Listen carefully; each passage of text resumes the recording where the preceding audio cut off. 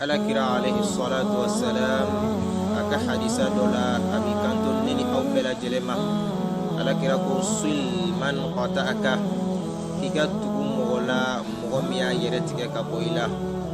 anye ni hadisa inge demsenu ga kalan fenye ka amma bo hadisa ina hadisa bela jele ni kanga ni hadisa in konna fambara ala kira mu fo ako giga mala mamiya yere tige ka boila ni yoro ina ambe do balma mawni nyonche ni yoro ina ambe do sindi mawni nyonche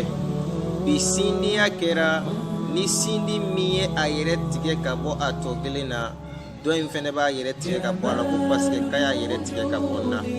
ala kira alayhi salatu wassalam koti ni balma ayere tige ka bila e kani yere tige ka bo ala naso fene ba kun ay yere tige ka boila ga fenti ya koso e ka yira la ka bu fenti ya te ko ala kira di nyamoriya ayat tige ka boile e ki yere tu ala be fembe foima wari ba kun bi atita boy fi ko parce que war ba le ko e de kata bo ali awo tabo ay kada kale nyabi jenila wa edun e banga jenaje madama ni bimali abila wati to watabwala hal nale na boyle ka tabwala kadaka alebika bidi laje edun nyabe shindela shini mi Allah subhanahu wa ta'ala bina isara igabara nyuma na jena sindiya Allah subhanahu wa ta'ala ya fuga gele ade ni sindiya iretige ka boila nafuluko kama ka iretige boila toko kama ka iretige ka boila kore kama ali mintoyi ekitu ala ekani iretige ka boila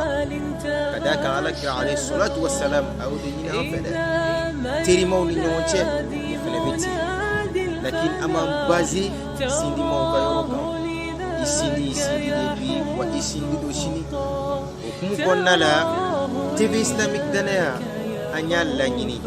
ya Allah subhanahu wa ta'ala kan jay islamia dina yudi bi kota litakuna kalimatullahi hiya al-ulya Allah subhanahu wa ta'ala ka kuma fodi ka ke san felala ala kira ko sul man qata'aka ikatu mala mamiya yeretike kabila ali sai labana yitume ko wa ahsin ila man asa ilayka la ala sunama emission natana amina ni hadisa wala au balmakere kundu Seydou Jabi ash-Sha'ir al-Bambari. Assalamu alaikum wa rahmatullahi wa barakatuh.